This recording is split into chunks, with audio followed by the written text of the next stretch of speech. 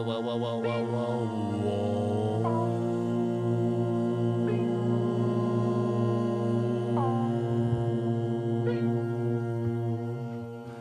Soy, the final frontier. I am Comrade Britain. And I am Locutus of Pat. These are the voyages of the starship USS Cowboy Crocs, our ongoing mission. To explore old episodes, both cringe and based, and to boldly go Where the card becomes a board. Soy Trek the podcast is here. Soy Trek, one half vegan, one half queer.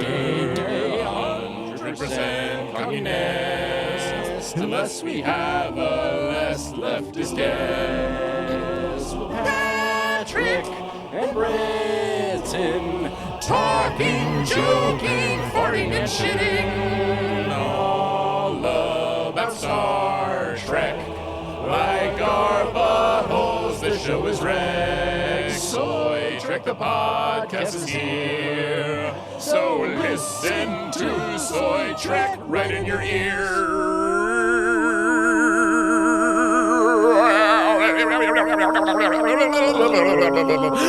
Hello, baby. One more time for me. Hello, baby. You're on the sex offender registry list, baby. Now we know who shot that plane down. What? Wait, what? You know, the one that he was on.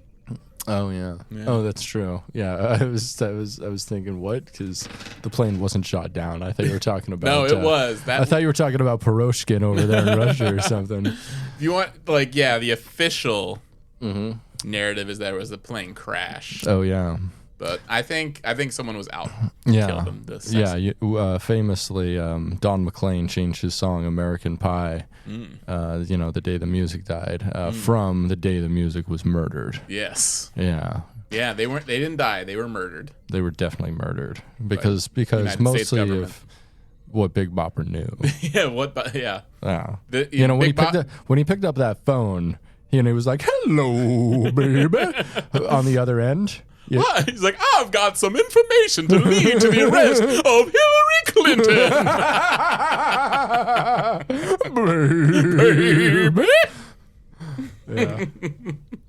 Yeah. That's what was in the Podesta email. Yeah. The truth about the Big Bopper. He knew. He knew like 20 years before she was even born. Right. Or maybe she was born. No, she was definitely born. Yeah, by then. Yeah, because that was in what, like 59 or something like that. Yeah. How old is she? I don't even know. Yeah. Oh yeah. Let's see.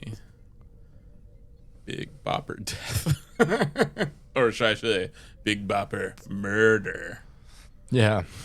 Definitely look up Big Bopper murder. While you do that, 1959. Yeah. Uh-huh. Oh wow! Look at me, the major historian over here. Yeah. Look at that. Nope.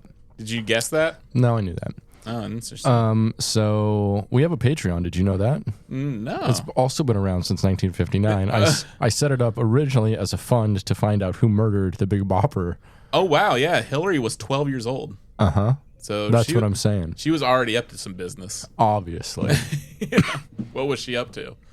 Shooting down planes. Yeah, she was born 1947. So yeah.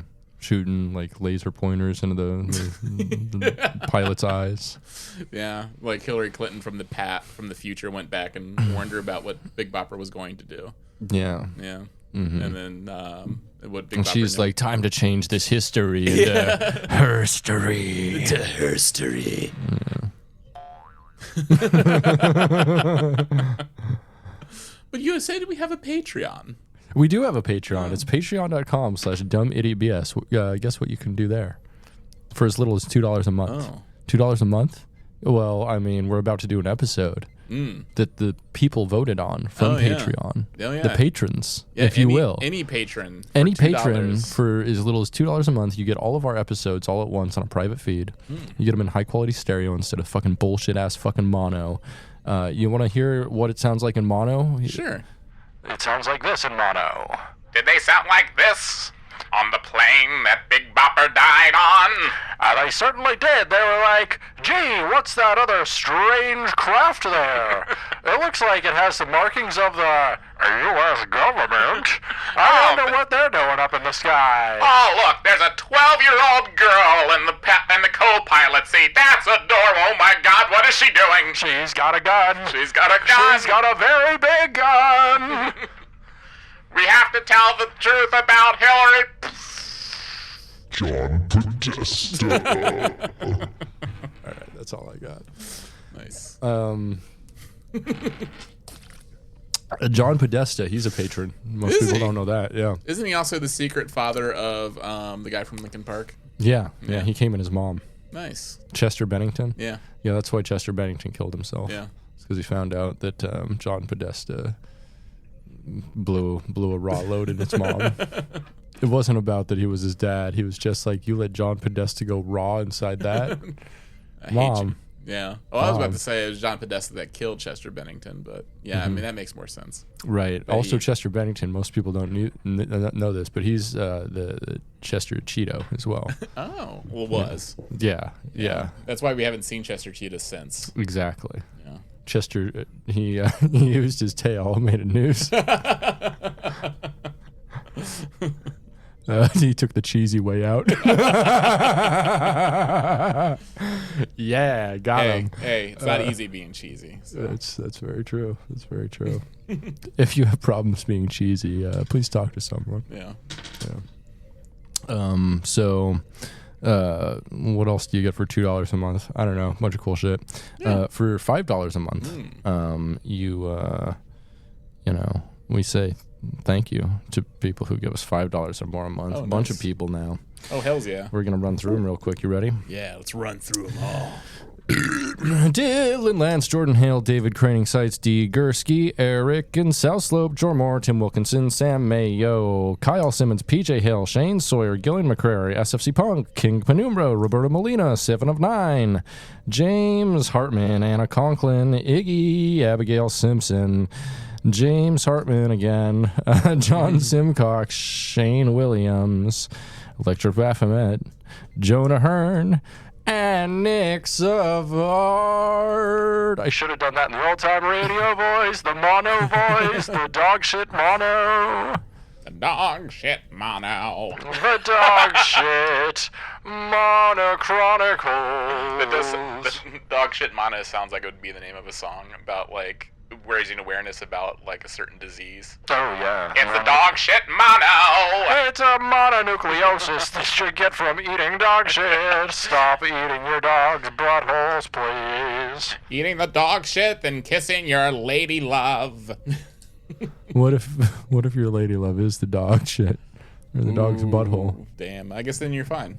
You don't get it. Yeah, you get it to the dog's butthole. You have to eat the dog's butthole and then kiss somebody. So Right. That's how. So remember, kiddos. Remember, kiddos. If you're gonna eat your dog's butthole, be sure to kiss its butthole first. Wait, right now, if you're gonna eat your dog's shit, Yeah. be sure to kiss his butthole first before you kiss your lady love, or else things will go awry. Yeah, kiss your lady love or kiss your sweetheart before or after eating dog shit. Well, I guess, like, if you do it before, brush your teeth. This has been brought to you by the U.S. government, Department of Agriculture. Department of John Podesta. It's every department, baby. Yeah. From the top to the bottom. Hells I yeah. thought you farted. No. Oh no, That's a bummer. You should have farted instead. That would have been cooler. You got the fart thing on there. Oh, I guess I do have a fart now. Yeah.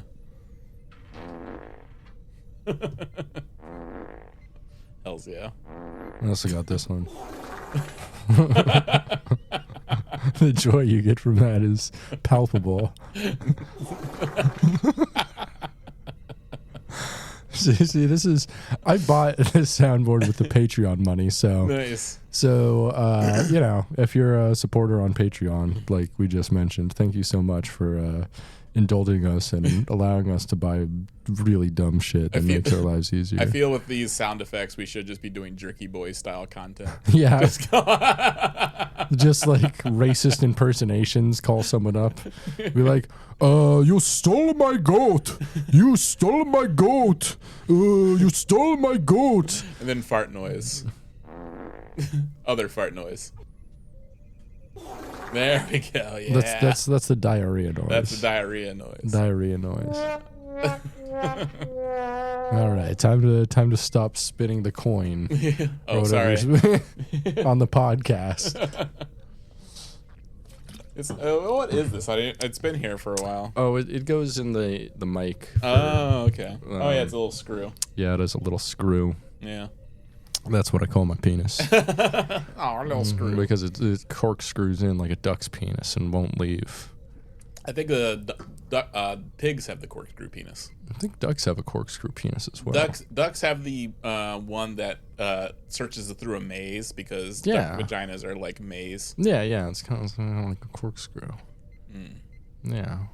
It's in the medically accurate DuckTales. Have you ever seen that? I have seen that. Yeah. Oh, it's so good. I love it. I've seen it 100 times. It's one of my favorite things ever. To crank it too. Yeah. I like thinking about them. The duck. It's pretty cool. Yeah. Yeah. No.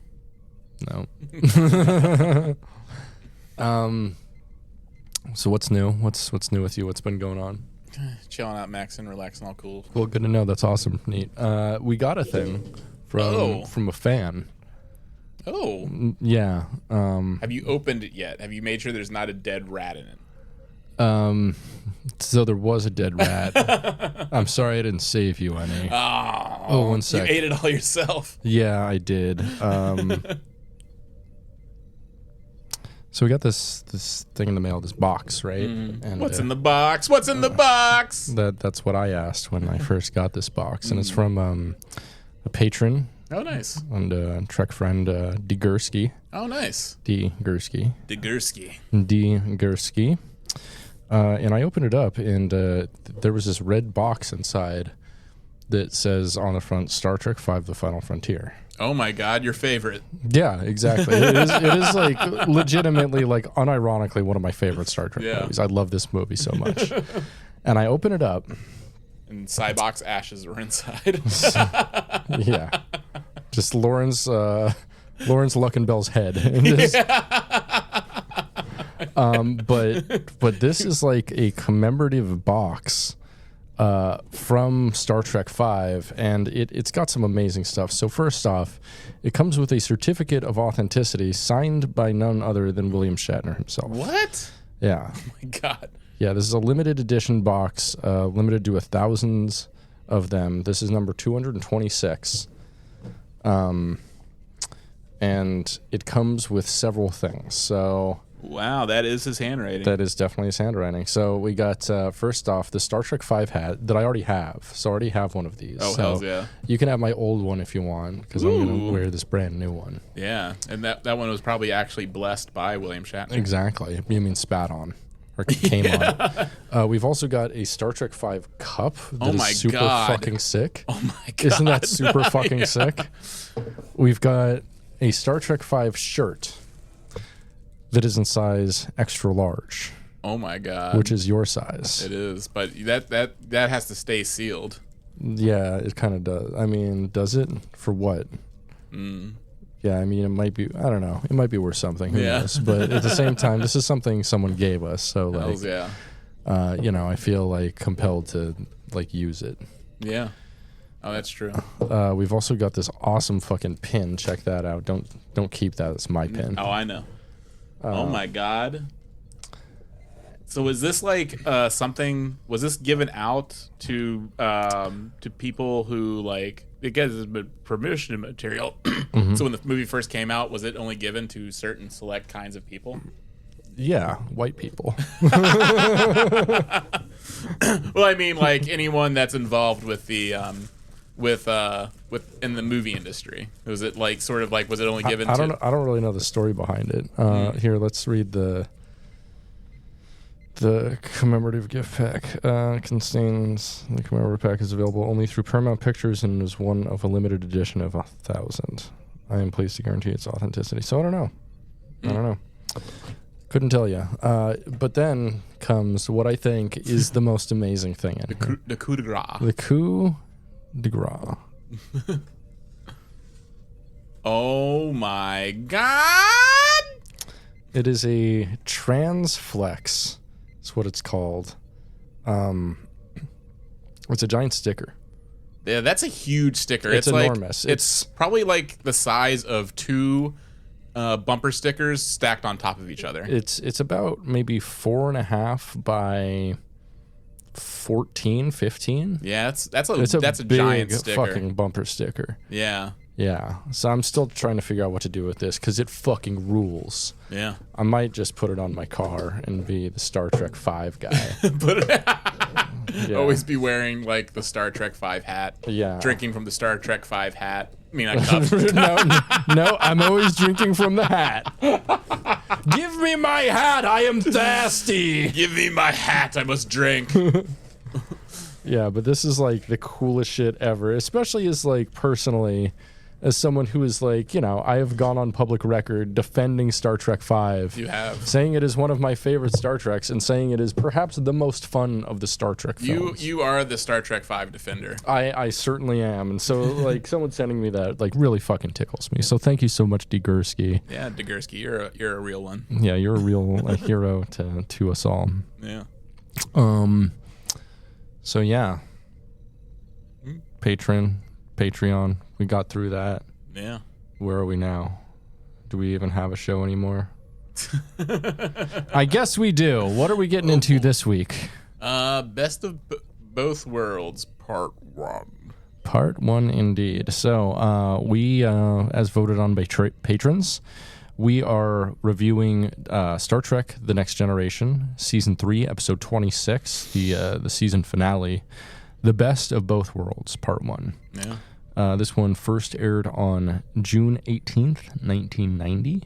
Wow. It is the 73rd episode of the series and the 180th episode of Star Trek overall. Wow.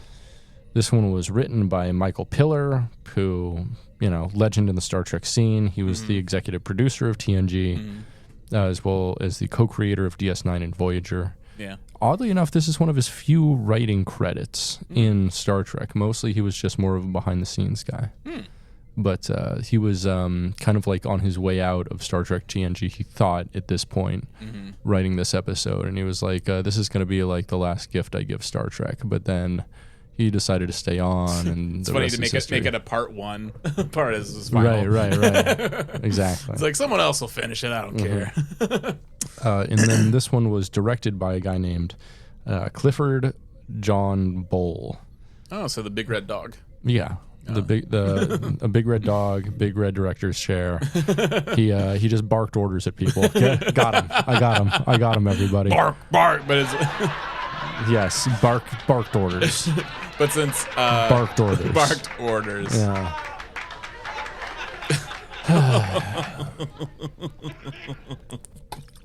And then he died and went to heaven. Yeah. Because he's a dog, and all dogs go to heaven. It's true. Except Clifford the big red dog, because he's Satan. Yeah, exactly. So Cliff Bowl is actually who the Bolian race is named after. Interesting. No. He directed the first episode in which they were featured, which was really? Conspiracy on TNG. Oh, no shit, really? Yep. Oh, I thought you were making a joke. No. Oh, that's cool. Is he also bisected in the middle? And No, blue but and no hair? he is bisexual in the middle. Yeah. Only the middle. Only the middle. Yeah. Just his penis. Yeah. Which runs down the middle of him, but not the curve of his penis. The curve of his penis is a super straight. And then which is one weird. side is straight, and then the other side is gay. It's like Two-Face. Yeah, just like Two-Face. Just like that's what was up with Two-Face. Is like the ugly side was the straight guy, and then like the handsome side was a gay dude. Yeah, that's why he always had like women hanging on his other side because he was the gay friend. Oh, that's true. The expensive gay friend. But then both men and women could touch him in the middle part. Right. Exactly. Yeah, but they couldn't. They could never like cross that border. Right. That was like it's like the DMZ. The DMZ. Yeah, the DMZ. Yeah. Yeah. It was like the TMZ. Yeah, the TMZ. Yeah, TMZ reporting on that. Mm-hmm. So according to, continuing on about Cliff Bull, the director of this episode, according to actor Will Wheaton, Cliff Bull was one of many directors who treated him condescendingly on set. Wheaton elaborated, saying, most of them favored grabbing me by the elbow and moving me around the set rather than like giving me direction like I was a person or a professional or anything like that. The worst offender was this guy, Cliff Bull. Damn. You know what? I did pick up on some apprehension from Wesley in this episode, now that you mention it. Yeah. Like, rewatching, I was, like, kind of struck, like, Wesley does seem really mad the entire time. Mm-hmm. Like, I was, like, he seems out of place and just feels uncomfortable to be around. And I wonder if that's due to some sort of behind-the-scenes thing with the director. Or it's still being an early season fucking Wesley episode. It is a Wesley episode. I mean, it's not a Wesley episode. He's in the episode. He's in it. But He is like an ensign at this point. So he's like, he does. He's wearing the red uniform too the whole time. Yeah, he's wearing the red uniform. He's at the poker table, which I thought was like. I didn't like that at all. I did not like that at all either. No. I was just like, Wesley, what are you doing there? You're a little boy. You shouldn't be gambling. No, yeah, he should. Yeah, he should be playing checkers or something, or Yu-Gi-Oh. He should be having a hot chocolate at the 10-4 kids table. How funny it would be if Yu-Gi-Oh still existed in the Star Trek universe? And oh, it definitely will. And fucking Kanye is still gonna be banned. Yeah, Kanye's banned from Yu-Gi-Oh tournaments. Kanye is banned from Yu-Gi-Oh tournaments. Really, I had no idea. Unsportsmanlike conduct. Yes. Kanye West. Kanye is banned for unsportsmanlike behavior. From Yu-Gi-Oh tournaments, yes. Wow. What did he do? I don't know. A lot of stuff. Yeah. I'm sure for like similar reasons why he's banned from the Holocaust Museum. I don't know. Ooh. God, what was he saying about Yu-Gi-Oh? Yeah. Yu-Gi-Oh deserved to be in the Holocaust too. Is what he said. It's like he said, yeah. Put that motherfucker Yugi in the. Yeah, instead of sending him to the Shadow Realm, send him to Duchao or something. So Captain's Log, Stardate 43989.1. Was that the actual stardate he gave, or did I mess that up? I don't remember. Yeah, you don't remember. Yeah. I don't need no one. I never pay attention to the stardate. The Enterprise has arrived at Jorit 4 in response to a distress signal from one of the Federation's outermost colonies.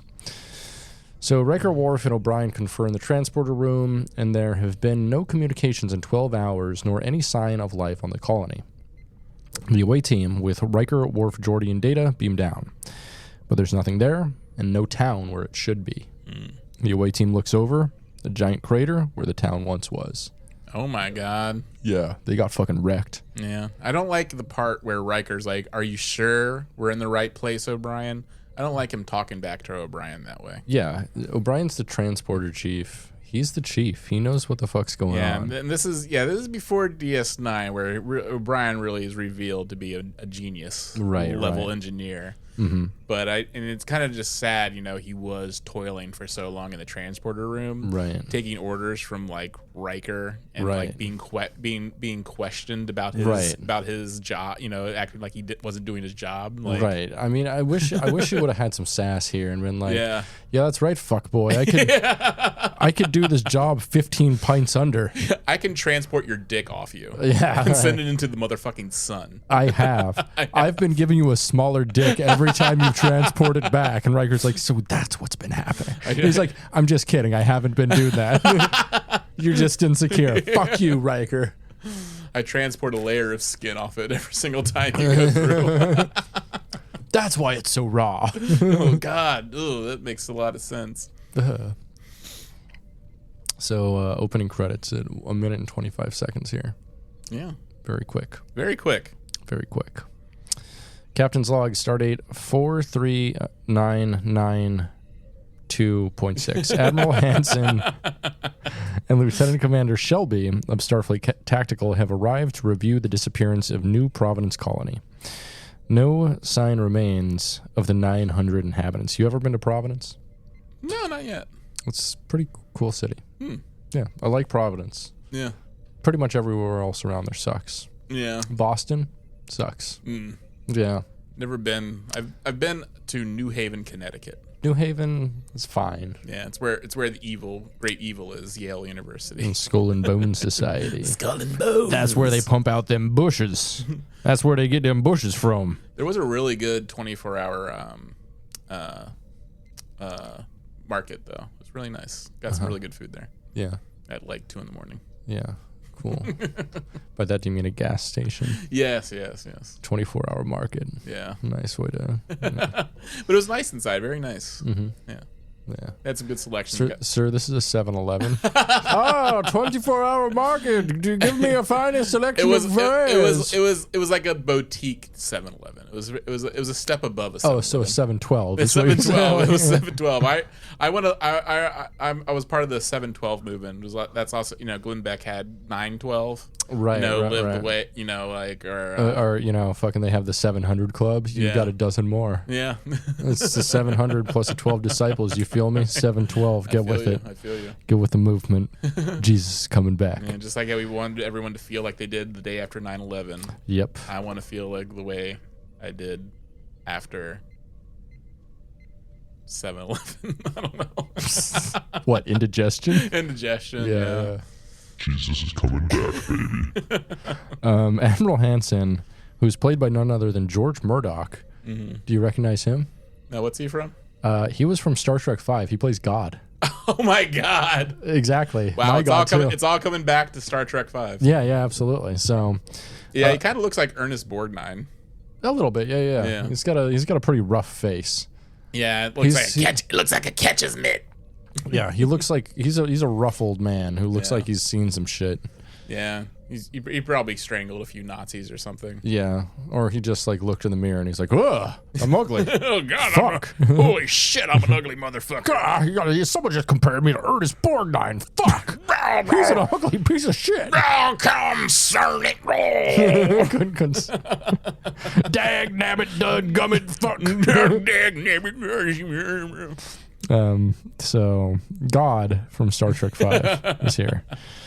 And he says they're not ready to face the Borg. Riker asks if it's in fact the Borg, and Shelby, who's hot, says that's what she's there to find out. She cites some reports that Riker wrote, and the two look at each other very professionally. No, it seems like they start off having a very bit of animosity towards each other, which from the beginning. I think they just really want to fuck each other, but they also think the other one's better than each other. They both. Here's the thing: they both want to top. They both want to top, and both of them. I mean, Riker can verse in the right situations, but he really wants to be top, especially with femmes like that. Yeah, you have to actually overpower him physically. Right. And make him submit. Right, like 7 of 9, he would definitely allow to top because she's got the super strength and shit. Yeah. But we'll never know. We'll never know. Get to see who would have won that top war. That's true. Yeah. Who do you think would win the ultimate top war, the race to the top in Star Trek? Who's the toppest top of them all? And why is it Jadzia Dax? I guess it would be Jadzia. Probably be Jadzia Dax. Yeah, there's no other real competitor. Maybe Kahless. Yeah. Yeah, I'm gonna say Jadzia. That's a good safe choice. Unless something comes to me while we're talking. Fair. Yeah. It could be. So Hansen says in order to get things done, he gives Shelby a wide latitude. Do you think they're doing the big horizontal also? No, because I think he kind of talks they make a comments like Picard's like, "Oh, are you hitting that?" And he's just like, no, we'll talk about that in a second. So Shelby is trying to create a defense strategy to the Borg, but it's still all in development. Shelby says she wants to see the site, and Riker says it's too late and they've arranged an away team for the dawn. Picard has Riker show Shelby her quarters, presumably because he's probably the only one on the ship who's been in every single quarters of the ship for reasons. Riker invites Hansen to poker night, but Hansen says he has too much to cover with Picard, but suggests Shelby, and Riker's like, 2? It's just poke her night, not poke them night. I invited you to a gangbang, and you're offering a girl? What the hell? She's a top. Take her. Don't worry. I'm God. God has spoken. So Riker does a double take at Shelby, and he's doing a job of covering up his horny. I don't know. I got the sense like he was kind of. He's so horny. No. He's like, who's this bitch gunning for my job? I'm horny. Yeah, that's what it did seem to me. It seemed like he was already like regarding her with some sort of like caution, right from the beginning, like which didn't make sense because he didn't know that she was coming for his job at this point. Mm-hmm. You know, so I was just like, he was acting very strange. Yeah. I mean, you're saying horny. I'm saying horny. No, he wants to stick his penis up in her beehive haircut and gel it up. You know what I'm saying? Oh. Yeah. So, that's a good way. That's before they really understood the dangers of hairspray. Right. But also, this is the future, so they do. So so I can see that that was like a good carbon neutral way of preserving her beehive. Yeah, but he's like she's very competent, and he obviously like respects her professionally in a way. Mm-hmm. But at the same time, I mean, he's making like glances at her and stuff. He's looking her up and down quite a bit. Yeah, quite a bit. But it seemed like he more like sizing her up rather than like checking her out. That's the thing. I don't think there's a difference with Riker. I think when he sizes something up, he thinks about two things. What would it be like to fight? And two, what would it be like to fuck? And at some point, he makes the decision whether he's going to do A or B, or it's Picard and he doesn't. Yeah. Well, I was just thinking, like, because you don't really see this behavior out of him when he meets other commanders. That's true. Or other people. Because he doesn't usually want to blow his load in other commanders. That's what I'm saying. Okay. Right? Name another commander who he's blown a load in. Kira. Well, I mean, okay. Wait. Okay. I don't know if that counts. Yeah. Because she wasn't technically Starfleet, I guess. Right, exactly. Yeah, and he's probably fucked a Klingon commander or two. But probably. Commander's a different rank in other places. Like, commander on like a Romulan vessel is like the number one, or not the number one, but the captain of the ship. Yeah. So it varies different places. Okay, but his equivalent he probably has. Maybe. Yeah. I'm trying to think. I can't think of any. All I know, Starfleet commanders, especially. Definitely applies like him and Kira did. Mm-hmm. But that was also probably before she got on, the Deep Space Nine. So. Right, and she wasn't. But even when she's on Deep Space Nine, she actually does she become Starfleet? I don't remember if it lays that out in Lower Decks or not. Yeah, I mean I thought it showed it at the end of What We Left Behind. And then, like in the Lower Decks episode, she was back wearing her Bajoran. Right. She was Bajoran again. Yeah. So, I don't know. Hard to say. Mm-hmm. Who knows? So, next comes maybe my favorite screenshot and moment in all of Star Trek. Picard says Hansen seems fond of Shelby, and he responds, "Just an old man's fantasies." At the exact same moment, Rick Berman's credit for executive producer comes up on screen. So I took a screenshot of it, and it says, executive producer, Rick Berman, just an old man's fantasies. And it's incredible. An absolute masterstroke. It basically describes Enterprise. Yes, 100%. And a lot of just Berman Trek in general. Yeah. Like the horniest episodes, I think, are Berman being like trying to recapture the horniness of fucking Gene Roddenberry, but getting it so wrong. Yeah. Because his horniness comes from a different place of...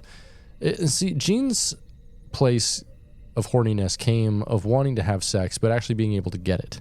Yeah. Whereas Rick Berman's came from a place of like desiring sex, but not understanding sex and like consent. Yeah, I think they're from two different eras where Gene Roddenberry was obviously like keys in the fishbowl type dude. Yeah, he was. Where going to those parties, the key in the fishbowl parties, where Rick Berman was probably like a teenager looking through the windows of this fishbowl parties. Right. like Rick Berman was like, like doing cocaine in the late 80s, where, at that time, like, Gene Roddenberry had already experienced a whole life of that. And so, I don't know, Berman just sucks. Yeah, he does. Yeah. We don't like Berman. So, Hansen recommends that Picard hire Shelby and tries to convince Riker to take the captain's chair of the USS Melbourne. Like Australia, fuck that. Yeah, right? An Australian craft? No way. That thing can't be good. Apparently, We got lots of Vegemite for you. That's not a ship. So Call that a shit. apparently Riker has already been offered the Drake, the USS Drake, named after Drake, the singer, the pedophile. yeah, the groomer, and the Ares, named after the Drake's astrological sign. Oh, nice! I didn't know he was an Aries. I don't either. I think he is though. I'm also an Aries. Oh, nice. Ladies, if you like Drake, guess who's his astrological sign? Yeah, that's the goat, right? No, I actually think he's a Scorpio. When was he born? October 24th. Oh, he's definitely Scorpio then. Wait, is that too late for Scorpio? That might Yeah, it's Scorpio. Okay. I've dated a bunch of Scorpios. Nice. Yeah, I've busted big old fat loads of semen into condoms and a bunch of Scorpios. Oh, hells yeah. Maybe a few raw ones. I'll get back to you on that. I'll have to meditate on that. People also ask, is Drake a Libra or a Scorpio? Scorpio. Fair. You know who else was a Scorpio, or who is a Scorpio? Mike D from the Beastie Boys. My name's Mike D. I'm a Scorpio. That's Actually, someone did his full chart. So he's a Scorpio rising sign with his sun sign in Leo and his moon in Cancer. Thank you. I don't know what that means. Yeah, you do. It means his dick be stanky. Oh, that's unfortunate. Yeah, well, the stars don't lie. So apparently Riker has been offered these ships already, but is staying on the Enterprise, and it's hurting his career. So over with Riker, he shows Shelby her quarters, and she lays out a theory about how they could track the Borg using an electronic resonance from their previous encounter. She begins to select away team members, but Riker has already assigned them, and he will be joining also. She's totally into Riker, and it's glaring, but there's like this weird professionalism between them, and they need to fuck, but they won't. She's almost like a lady Riker, and I think that bothers him. Yeah. Just like very competent, very self-assured. I mean, they did, Picard pretty much does say that. He's like, not like one lieutenant commander I had not too long, who I chose to be my number one. Not unlike some asshole with a beard around here. You dumb motherfucker. Take a hint. Open up your damn eyes and listen. Yeah. You stupid fuck. Look in the mirror, beard face. So Shelby tells Riker how much she wants his job. His blow job. But was unaware that he wasn't interested in leaving the Enterprise. He says she'll be the first to know if he decides to leave, but then leaves and tells her when to come to poke her. And he's like, bring your strap. Yeah, because I also, why would you want to leave the Enterprise? It's like the flagship of the entire Federation. Well, if you wanted to be a captain, I get it. Yeah, I guess if you want to be a captain, but also I feel like Riker definitely has more fun being the commander rather than right. But I mean, here's the thing: you can plan the sex missions instead of just going along on the sex missions. Oh yeah. But I feel like his belief, him and Picard's belief is that the captain should always be on the ship, though. So that's the thing; he wouldn't have the sex missions if he were on the ship. if he were captain. But he could be like, there's trouble near Risa again. I have to go down there, but then his number one would be like, no, you as the captain, you must stay on board the ship. I must go down to Rise. It's like, no. Yeah. There we go. Yeah. I think we just found out why he won't take the captain's chair. Like, he won't be able to have his freaky sex missions. Yeah, but Kirk did. Kirk did. Yes. No, that's what I'm saying. But like, as we see, like, this is the Maybe next they generation. only send Enterprise on the sex missions. Maybe that's like the horny ship, and they're like, yeah, the Australian class. They go on the least horny missions. They just go to check out mining colonies. Yeah, And Riker's like, no. Yeah, that's the thing. Yeah, he goes on the Melbourne, and then he's just like orbiting like a dead planet for like 3 months and taking star charts. Yeah, taking samples of minerals and stuff. Yeah. And he's like, "Where's the space pussy out here?" He opens up his desk drawer, looks at the phaser rifle. He's just like, I'm gonna end it. Just gonna end it. Right. Yeah. Yeah. I mean, what would be an ideal ship for him then? What would be the ideal command? I guess the Titan eventually. Yeah. I mean, he does get to this, like, I mean, that's after he gets married. Mm-hmm. So, I guess he's retired his like sex missions, and I guess that's true. Right. yeah. Right. Unless like it's like the Titan is actually like the partner's ship, where he gets they get to have their own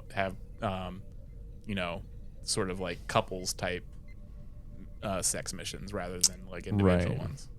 Right.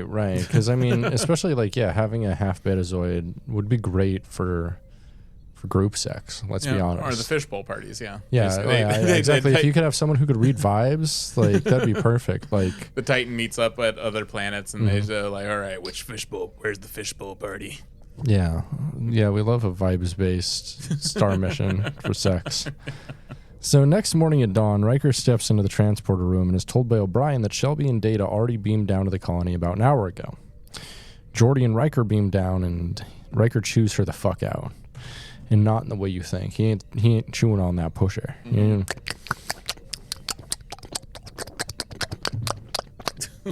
Like it's like some juja fruits, you know. Sounds what like I'm saying? He's chewing. Yeah, that's what I'm saying. Chewing her out. Oh, okay. Chewing her out. Yeah. What do you think? So Shelby says she needed to come down to take a reading on a weather system before it passed, and she also says there's no longer any doubt the attack on the colony was done by the Borg. In fact, so it is the Borg. Yeah, basically what they already said. Yeah, we already knew this. Yeah.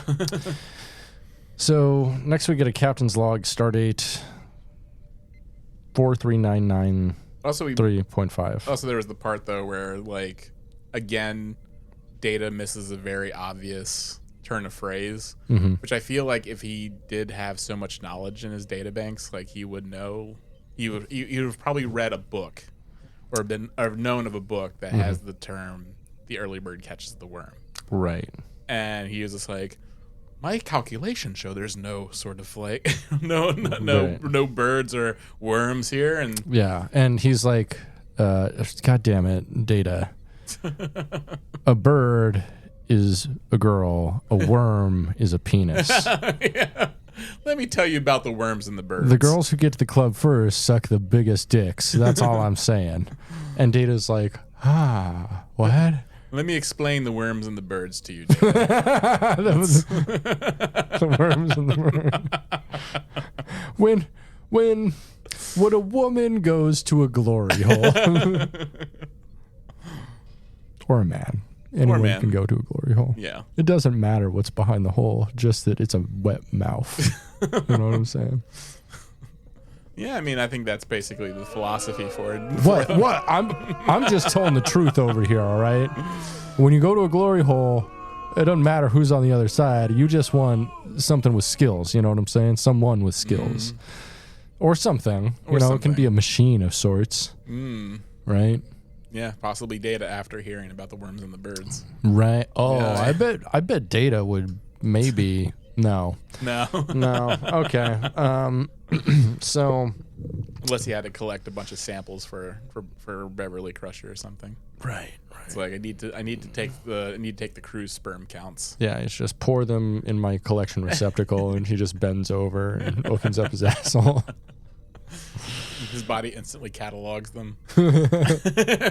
Just like And he goes, "You are not the father. You are not the father. You are not the father. You are the father." They're all related to Riker.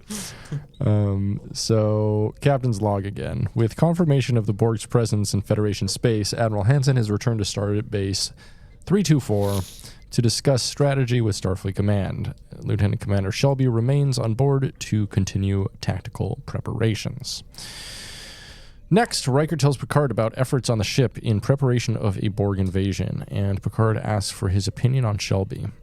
Riker tells Picard that she's good, but has not earned his confidence yet, saying she takes too many risks. Tells him she doesn't believe in condoms. And Riker's like, "That's a good girl."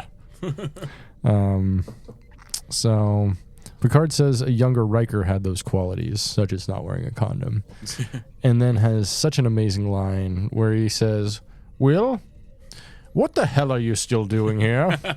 And the delivery is amazing. I just love it so much. Riker fumbles a bit, and Picard says that Riker should take the Melbourne. And Riker says Picard needs him, particularly now. And Picard says Starfleet needs good captains right now. Picard says that Riker is ready to take command, and Enterprise will go on fine without him. But who will do all the sex missions, Captain? Yeah, he's not ready to give up those sex missions. Definitely not. So later in 10 Forward, Riker talks to Troy about taking command, and Riker commiserates why he's not interested, saying he envies the initiative and risks that Shelby takes. Deanna tells him he's more seasoned, and he doesn't love this. Deanna tells him he's more comfortable with himself, and Riker says he's too comfortable here. Troy dismisses this and asks what he wants. Next, Shelby goes over some technobabble with Data, Geordi, and Wesley about the Borg ship in front of engineering. Shelby posits a Borg ship could function even at 78% of it were inoperable, which I feel like isn't too different from a Federation ship. Like a Federation ship can get super fucked up and it's still operational. Yeah, I mean we've seen like Federation ships in possibly the worst conditions ever. You know, especially like in Voyager, like the Year of Hell. Oh yeah, like 100%. Like that ship was being held together with a dream. Yeah, and then, just like fucking red green was going around, be like, if you can't be handsome, be handy, and putting duct tape on shit. Duct tape and a dream was keeping that ship together, and it still made it through. And so it's like, I would say, I mean, I think Federation ships are about the same, if not better. Yeah. So Riker asks if there's anything they could do to improve the ship's defenses, and Geordi doesn't have any ideas, but Shelby has one. But Riker shuts it down immediately and says she needs rest, and it's actually really condescending. Yeah. But he pulls ranks anyway, and dismisses everybody. Well, that's what she was just like, I'm going to stay, me and Data will stay up or whatever. Yeah, and he's like, nope, not acceptable, you need rest. And I feel like he's like actively sabotaging having sex with her. Like they could have had sex like the third scene of this episode. Yeah. But instead it's like the seventh scene and he's like, we're not going to have sex. And she's like, fine. and so the two of them are mad at each other, I think, because they're not having sex, because they're horny for each other. That could be possible. I've had like relationships that were like super contentious with people before until I had sex with them. And then it just like was not contentious anymore. Then it was just like fine. So I feel you're like saying that was they should have stopped preparing for a Borg war to do that. they should have they should have had a quick, she should have been like, I need a quick like 35-minute fuck sesh with you just to raw out that dick. And Riker would have been like, I don't think I can afford that. 25 minutes. She's like, deal. And I mean, we do kind of have like a scene similar where, remember when Data is just like, sir, I order you to bed. you know, and when they weren't sleeping, right. during night terrors, and so yeah, we could have had Riker do that. I order you to bed. Yeah, that's not good. I mean, that's not good enough for Riker because Riker doesn't, you know, the thing he does in bed isn't sleeping. No, he sleeps on the floor and fucks in the bed like a dog. That's why he's going to heaven. He has a small dog bed that he sleeps in. I can see that. I can see like he had such a like contentious relationship with his father. Like his dad seems like Kyle. His dad seemed like he was probably like the kind of guy that did make him sleep in a dog bed when he was a kid in Alaska. In Alaska, like they probably had that sort of. He was probably like You want to be a man? You ain't a man. Sleep in the dog bed. Only men sleep in the bed. Most people don't know this, but in Alaska, a lot of people do sleep in dog beds. Really? Yeah. That's why it's the dog capital of the United States. Well, dog bed capital. It's called that because everyone who dies there goes to heaven. Oh, got you. Right.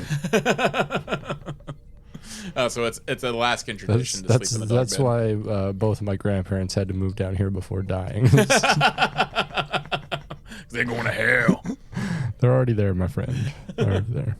But where's your dog bed? I don't see it.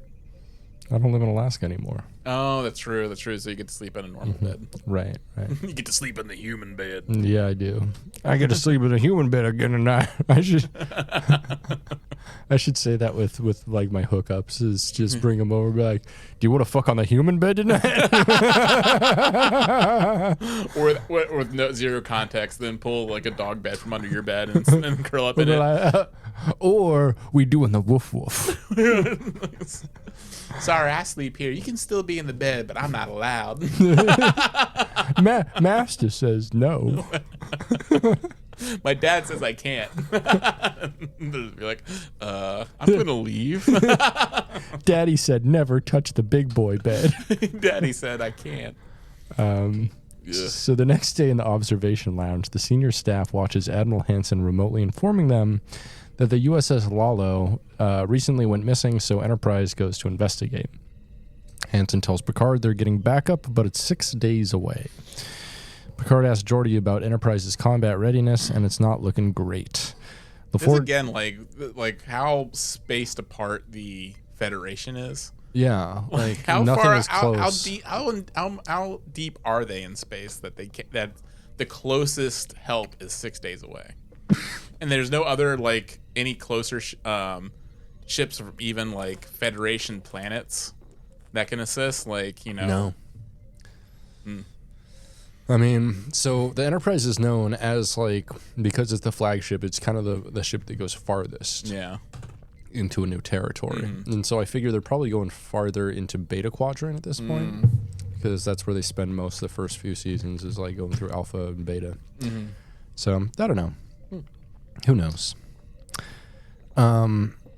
So LaForge says they'll retune their phasers, and it's about the best they can do. The Enterprise is at high warp now and detects a Borg cube, which moves to intercept it. Picard tells Worf to call Hansen and tell him the engagement has begun. It has begun. Between Riker and Shelby, they're having a baby. No.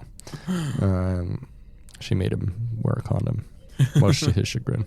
Next, Picard is hailed by the Borg, like personally held by the Borg. They're like, "Let us talk to Jean-Luc Picard, please."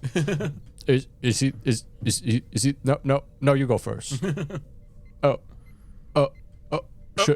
I leave a message? Should I leave my number? It's the Borg. Or I should say our number. Yes. I'm sorry guys. Wait, is guys okay? Oh god. Oh no. Oh, I don't know what to say anymore. Bye. We have the Mork mind virus here on the Borg ship. Oh god, yeah. We have the Mork mind virus. They do go by they them. Oh, that's true. They them are the Borg. Yeah, Borg are canceled. Yeah, so the Borg demand Picard surrender, and the bridge officers realize the Borg's priorities are no longer exclusively technological, but now personal.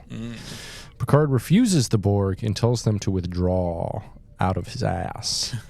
A skirmish ensues, and the Borg trap the Enterprise in a tractor beam.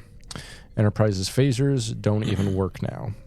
Commander Shelby tells Data to use random phaser energy, and they sever the tractor beam, allowing the Enterprise to retreat. And Data reports 11 crew members are dead and 8 are missing. The ship enters a sensor-blinding nebula where they hide from the Borg cube. Much like Wrath of Khan. Yeah. Shelby, Riker, and engineering are in the observation lounge reviewing their skirmish with the cube, finding a specific band of phaser frequency that nullified the cube's power. LaForge and Wesley come up with a plan to use that frequency with the main deflector dish in order to create a weapon. Shelby fears such a blast will destroy the Enterprise, but Riker disagrees given enough distance. He's like, I just pull out and blast from a distance. Nothing bad happens. I do this all the time. Riker approves Shelby's plan to retune all phasers to the same band, but dismisses her wanting to separate the saucer section to divert the Borg. Shelby insists that Picard be given her plan, but after Riker says he personally presents all ideas to Picard, she exits with Data and Wesley, leaving Riker and LaForge to remark on her stubbornness, but they both agree she could help the Enterprise. It's kind of like misogynistic here a little bit. Yeah. A little bit. Riker later enters Picard's ready room to find Shelby there, having brought her controversial suggestion to the captain. Pretty not cool there, lady. Although it is a pretty good plan, so maybe it is cool. Yeah. Picard agrees with an uncomfortable Riker that the right time for Shelby's plan is not quite yet, but dictates that her proposed strategy should be used as a fallback measure. Riker accepts Picard, telling him to make the necessary preparations to enact her plan.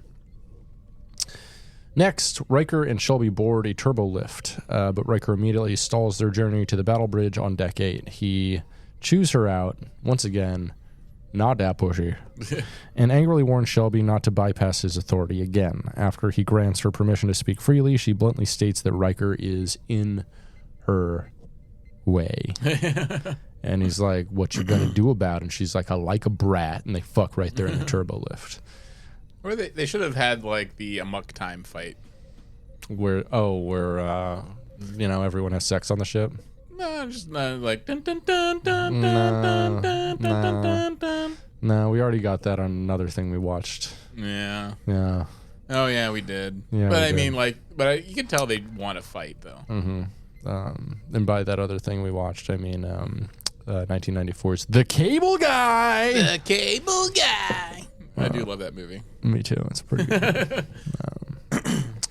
So Riker mocks Shelby's frustration, but then she criticizes the cautiousness of his shipboard service, telling him that if he cannot make the big decisions that go with his rank, then he should make room for someone who can, which is pretty fucking brutal. Yeah. This scene was really intense, well acted, really good Yeah. dialogue between a couple of characters. Yeah, it was excellent. Captain's log, stardate, doesn't matter. It's the almost Enterprise, as if Shelby's a bigger threat than the Borg right now. maybe. At least to Riker. To the patriarchy. To the patriarchy. So Captain's log doesn't matter. The Enterprise remains concealed in the dust cloud, and to my surprise, the Borg have maintained their position, waiting for us to come out of hiding. I have no explanation for their special interest in me or the ship. We continue to prepare our defenses for the inevitable confrontation. But I must admit, on this night, I contemplate the distinct possibility that no defense may be adequate against this enemy. After touring the ship, Picard visits 10 Forward, where Guinan wonders what he's doing, and Picard says it's tradition for a captain to tour a ship before battle. And Guinan asks him if he might win, and he says they could prevail. Is it tradition? This is the first time we're ever seeing him do it.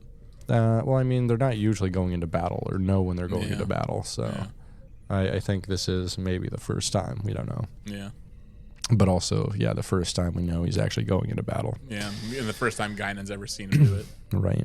So he wonders about the end of the Roman Empire because, of course, Picard thinks about it like 30 times a week. Oh, yeah. He's definitely a Roman Empire guy. He's a Twitter guy. Oh, he's a Roman Twitter guy. He's so like a statue, fucking PFP. Guinan says this isn't the end given her experience. She says her people were destroyed by the Borg, but some of them were scattered throughout the universe. She says they will prevail, even if it takes a millennia. Suddenly, the ship is rocked and Picard is hailed to the bridge. Some magnetic surge is there, and they're draining the shields. Picard asks LaForge for as much power as they can get, and the hole is briefly breached, so the Enterprise takes it out of the nebula, and the Borg ship follows and attempts a tractor beam. Suddenly, a Borg appears on the ship, and Worf shoots it, and it goes down. Another one comes on and beats up the entire bridge crew, and a third comes on and steals Picard. Say what? Steals motherfucking Picard. Oh my god. Yep, they take him away. So the Borg vessel takes off at high warp, and the Enterprise takes after. The Borg cube takes off towards Sector 001. Guess where that is, baby? Earth. It's the Terran system. That's Earth, baby. Picard is taken to Borg Cube's collective voice, which is just like a giant hallway, basically. And it tells him that he has been chosen to be the liaison between the Borg and humanity to expedite the assimilation of Earth. Picard refuses to help, saying that he would rather die, but the Borg maintain that his efforts to resist them will not succeed. Which makes me think the Borg could learn a lot. Like, obviously they haven't, like, assimilated anyone who knows anything about consent. Because they're not really into consent at all. No. Yeah, it's basically very much against people's will. But maybe, like, the good Borg are into that. Into consent, be like, may we assimilate? May we assimilate? You will be assimilated if you say it's okay. Yes. Are you well informed about the assimilation? Do you need to know anything before we go any further? I just want to make sure you're feeling safe and good about everything. We are the Borg. We are the Borg. So they, them are the Borg. So back on the Enterprise, Geordi tells Riker that the deflector dish is nearly weaponized, but will require abundant power from the warp engines. Riker arranges an away team to retrieve Picard and take Shelby's advice to get the cube out of warp before engaging them. Riker leads the team himself and leads Shelby in charge, but Shelby asks to come along and Riker refuses, so Troy pipes in and says Riker is needed on the bridge, so he reluctantly assigns Shelby in his place. Next, we get a First Officer's Log. First Officer's Log, stardate, it doesn't matter. Our pursuit of the Borg continues on a course that will take us to the very core of the Federation. The devastation they could bring is beyond imagination. So, Shelby, Worf, Data, and Dr. Crusher are transported over to the Borg craft, armed with newly retuned phasers. Shelby says their phasers will work exactly once or twice before the Borg adapt, and you'd think they'd be smart enough to just adapt to the phaser frequencies, but okay. To just all of them at once. Or, like, at this point, Worf should be knowing to bring his monolith.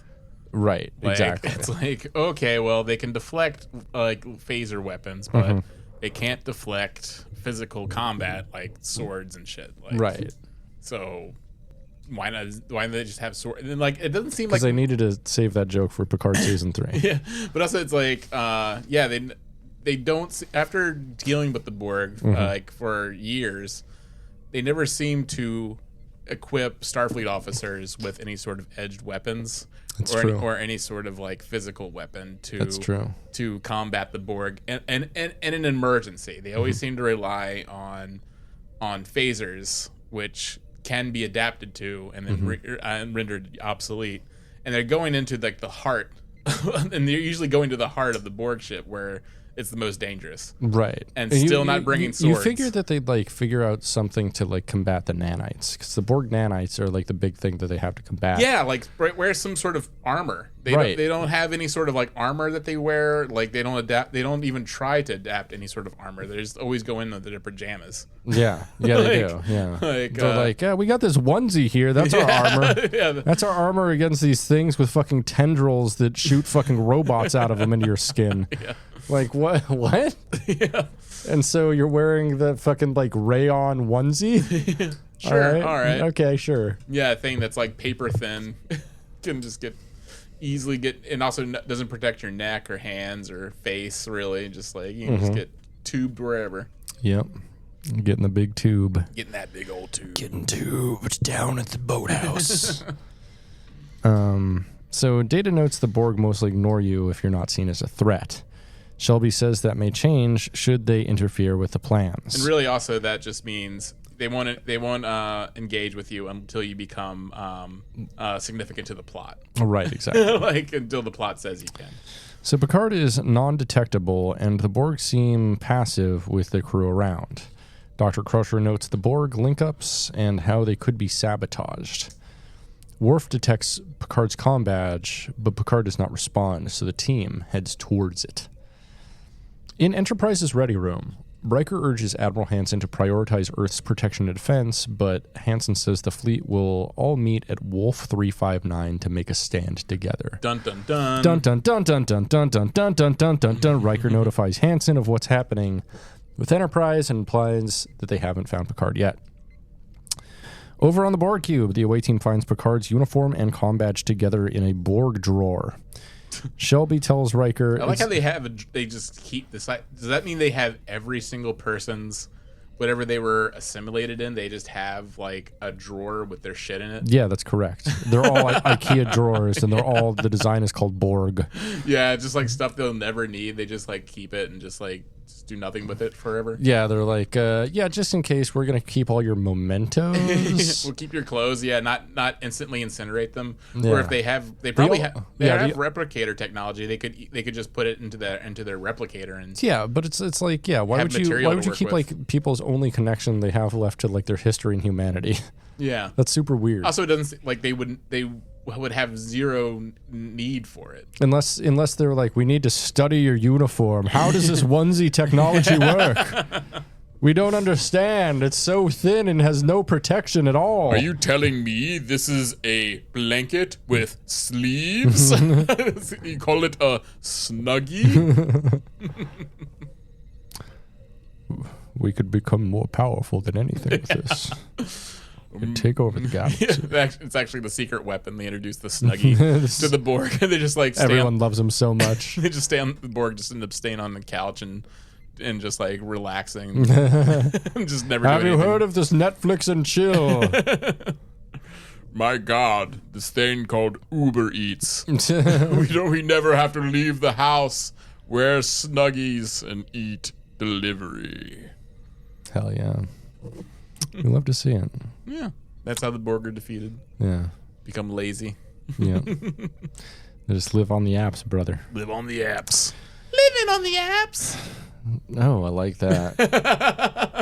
I mean, that also sounds like someone who just like lives on appetizers. Oh no. Oh yeah. I skipped way too far in here. I don't even know where I am now. Doesn't matter. I mean, usually the appetizers are the best thing at restaurants. Yeah. I went to a place called Crowbar in Bothell last week, and beforehand we smoked a joint, and we went in, and they put us at our seat, and the host comes up to us, and he was like, "Hey, guys, I gotta have a real talk with you. You smell like marijuana, so we can't serve you." Are you serious? And I was like, oh, there was like this long pause, like maybe like 10 seconds, and I was like, you can't serve us food? And the guy's like, oh, you came here for food. No, we can totally serve you food, just like not alcohol, because it's like we could lose our liquor license and stuff. And I was like, okay. Yeah, I don't drink, so cool, man. Yeah, we came here for the appetizers, bro. Yeah. That's why we smoked weed before we came. I had no idea that was a thing. I didn't realize. But apparently, like the goth waitress there told us that earlier in the day someone found a joint in the restroom, or the boss found a joint in the restroom, the guy who owns the place, and so like he chewed everyone out, and he was like, "We can lose our liquor license." No one's gonna fucking take away your liquor license because someone left a fucking joint in the restroom. I'll say, yeah, that's also very like that seems like a very Boffle thing. Yeah, honestly, it's silly because it was pretty silly. That seems like it's just like awful. I like no one else cares about that. I've never like I'm sure like in Seattle, everyone's showing up smelling like weed. Oh yeah, absolutely. There's just like and no one's ever said anything. But this guy in Boffle's is like, oh my god, I'm gonna lose my liquor license because people smell like weed. That's exactly how he sounded, I'm sure. On the Borg cube, the away team finds the uniform and comm badge in the drawer. Shelby tells Riker that he's also informed the deflector weapon is ready, but will require evacuation of some sections of the ship. Riker orders the away team to find a way to disengage the Borg cube from warp. Shelby has Data and Worf destroy a distribution node, and the disturbance influences the Borg to become energized, and the team shatters 2 more nodes. The sabotage causes the cube to drop out of warp, and Riker prepares to fire the weapon. Meanwhile, the away team disables several approaching Borg, who quickly adapt to their phaser technology. The Borg close in on them, and Crusher notices Picard in the distance and calls out to him. But as he turns his face to the crew, he reveals that he has several Borg implants on it and is now motherfucking Borg. He's Borg. You're Borg. You're Borg. You're Borg. Borg. Worf heads to get him, but a force field blocks his way and knocks him down, just like a blue barrel. Yeah. Shelby commands them to make a retreat, and they beam back to the Enterprise without Picard. Very convenient. So now Riker's job is open, is what you're saying. Yeah. So back on the bridge, the away team tell Riker that Picard is now a Borg. Shelby and Crusher are intent on making each other another rescue attempt, but the Borg cube re-energizes, and Riker says instead they will need to use their deflector weapon, as it's the only chance to destroy the Borg. At warp, the weapon will be useless. Shelby proposes sabotaging the Borg cube again and orders Worf to contact Starfleet to consult with Admiral Hansen. Riker refuses both options, saying simply, they're out of time. The Borg then hail the Enterprise. The crew watches in horror as Captain Picard, now calling himself Locutus of Borg, says the collective's intention is to assimilate the Enterprise and destroy the Federation. Determined and with no other options, Commander Riker makes an ultimate decision and says, Mr. Worf, fire. End of Season 3. Whoa. End of the episode, end of Season 3. Great fucking cliffhanger. Yeah. Just, is Picard going to come back? Is he going to die? Who knows? That's a great question. So this episode fucking rules. What do you think? Yeah, it's great. Yeah. It's also interesting, like, this episode is basically, like, the beginning of a lot of the themes that run through TNG for the rest of its run, and then on to, like, the movies and Picard. Yeah, like, straight up. The Season 3 of Picard, like, if it weren't for this episode, Season 3 of Picard wouldn't have happened at all. And really, honestly, Season 1 of Picard wouldn't have happened at all either. Yeah, it's and First Contact, you know. Yeah, this might be the most consequential episode in all of Star Trek TNG. Yeah. If not, like, maybe the entire franchise. Yeah. Like, I mean, introducing the Borg in Q-Who was, you know, very iconic and a big thing, but, like, this is the first time that, you know, the Borg are actually, like, coming after Earth. Yeah, and like destroying a lot of shit. Establishing themselves as a series villain rather than just like an alien species the Enterprise encounters in one episode. Right, exactly. Like a monster, like an alien of the week type of thing. Yeah. Yeah, for sure. Yeah. So here's some interesting production notes. Michael Piller was unsure how this episode's two-parter would end when he first sat down to write the episode. He began with the need for a season-ending cliffhanger. Naturally, the episode was designed to create anticipation for the return of the series of the following season. And also a way for Patrick Stewart to have a better negotiating tactics for season 4. Because he has to be there. Yeah, it'd be like, you know what? But they could better also pay me more. They could or, you also know, you write him out. Yeah, like that's true. Yeah. Like, well, that's the thing. Yeah, the writers could be like, you know, we can just fucking kill you, dude. Yeah, everyone likes Riker. No one's gonna complain about Captain Riker and Commander Shelby up in the place. So. Here's an interesting one. The real reason Dr. Crusher was included in the away team that attempts to retrieve Picard from the Borg was that actress Gates McFadden had mentioned to Piller that it would be fun to fire a phaser, as her character wasn't usually provided with the opportunity for much phaser action during the series. Piller was happy to accommodate her request.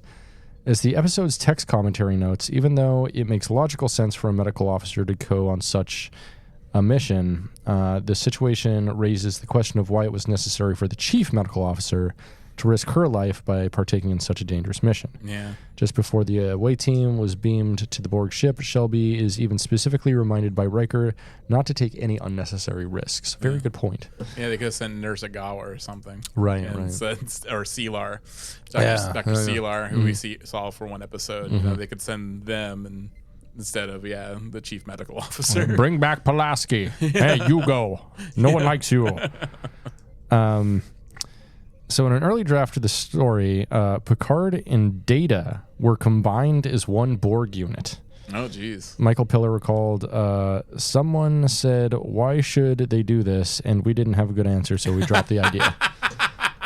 Yeah, I agree. That's a bad idea. That's hilarious. Yeah, that's pretty bad. But it would have also probably given a little bit more credence to, like, you know, in the movies, like they try to go like, oh, Picard and Data have this, you know, and also in Picard, the Picard series. Yeah, they have an innate connection to the Borg. Yeah, Picard and Data are best friends, and they've always been best friends. No, it was Geordi and Data. Yeah, Geordi and Data are best friends. But in the movies and in the Picard series, it was Picard and Data had always had this this connection to each other. This is like autistic besties erasure. Yeah. And I don't like it.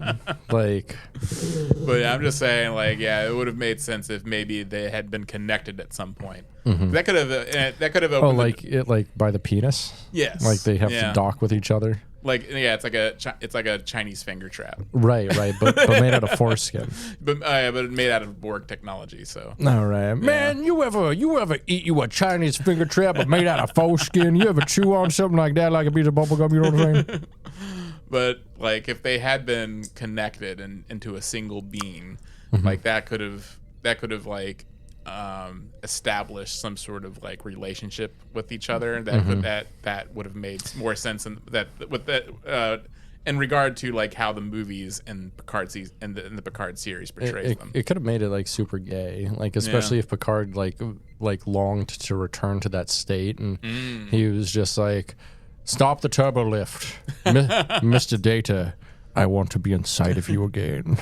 They could have had like Picard could have had his uniform hanging in his closet, and Data's uniform is inside his Picard's. Yeah, just hanging there in the closet. Yeah, right. Yeah. That's symbolic. Yeah, Brokeback Mountain type stuff. Right. Yeah, USS Brokeback Mountain. USS Brokeback Mountain. Yeah. Yeah, that would have been and that could have opened up also doors to to episodes where you had like Data and Picard maybe still have some telepathic connection or something. Or who knows? So your suggestion is this should have just been much gayer. No, I think it's fine. No, I agree with you. It should have been much gayer. Make it gay. Yeah, they could have had like a Data Picard. I'm sure that already exists in some, slash fiction that exists out there, but that could have made it real. Speaking of slash fiction, apparently he's helping to write a new Deathstalker comic series. Slashes? Slash. The guitarist from Guns N' Roses. Correct. So he's actually making Slash fiction, Oh, wow. which I really like. Yeah. and he, what is he writing? Wolverine? No, Deathstalker. Deathstalker. Deathstalker was like a video fantasy. No, it's like a fantasy franchise from the 80s. They had 4 films. They're all really bad, and they all use like the exact same footage. Wow. Like, yeah, who is that going to be for? Me. It's going to be. It's gonna be for me. Yeah, it's just like, hey kids, remember Slash? Who? Remember this old dude from a band that was big in the 1980s and a fantasy film that was not big in the 1980s, but they kept making them anyway? Well, your favorite guy who plays guitar from a 1980s band 35 fucking years ago is rewriting the 40-year-old franchise, kids. Yeah. This guy who was basically obsolete 20 years before you were even born. Yeah, finally, fiction for people who care too much about how their headphones sound. Yeah, this is a comic, for just middle-aged people. The first comic for audiophiles. Yeah, it's gonna be interesting. Hopefully he's better at making comics than he is playing guitar. Oh, got him, motherfucker. Fuck you, Slash. Yeah, fuck you, Slash. He's already a guitar. Yeah, he's. I remember he was like they had a Slash like character be the villain of the movie 6 String Samurai. Mm-hmm. Like we're in a world. It's a post-apocalyptic world, and Buddy Holly is a Buddy Holly like character is a samurai. I think we figured out who murdered the music. It was Slash. It was Slash. Slash made the music die. Oh my god! Right? Yeah. It was fucking Slash in the book repository. The fucking sniper rifle aimed at an airplane. Well, actually, I think in the movie, the Slash character killed the king, who was Elvis. It was Elvis coded. But Big Bopper is also Elvis coded. He is. Yeah, there was no Big Bopper. The Red Elvises are in that movie, though. If you know who they are.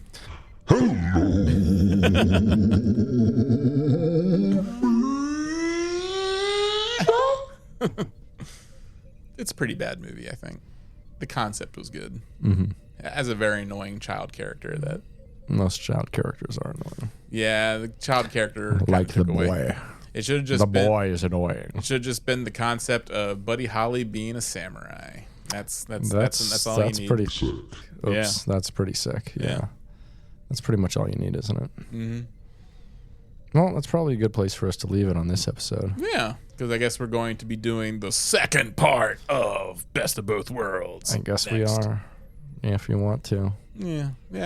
People know what happens. Yeah, let the people know. Well, I guess that's a good place for us to leave it. Thanks for hanging with us, Soyagers. Yeah. Be well, travel safe, and absolutely watch The Best of Both Worlds Part 1. It's a delight. Yeah, it's the cornerstone of the rest of the TNG, basically. Pretty much, yeah. All right. Well, thanks for checking with the Soy Boys, Girls, and Roadly Beans. Hang dong and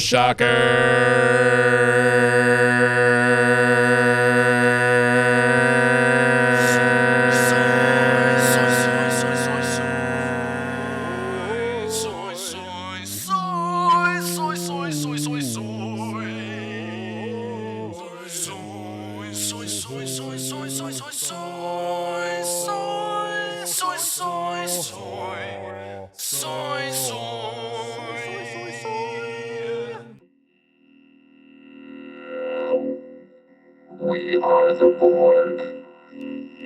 We demand baked goods. We would like to see what kind of baked goods you have. Do you have any brownies? We hear brownies are very good. No brownies? No. Well, that's a bummer. Yeah. What else do you have? Just 2 types of cookies. You really just have 2 types of cookies? We're the fucking Borg. We could assimilate and destroy your entire civilization. and you come at once with 2 motherfucking types of cookies. Who the fuck do you think you are? Who the fuck do you think you are? Alright, let's close up shop, let's assimilate this planet. Time to die. Time to motherfucking die.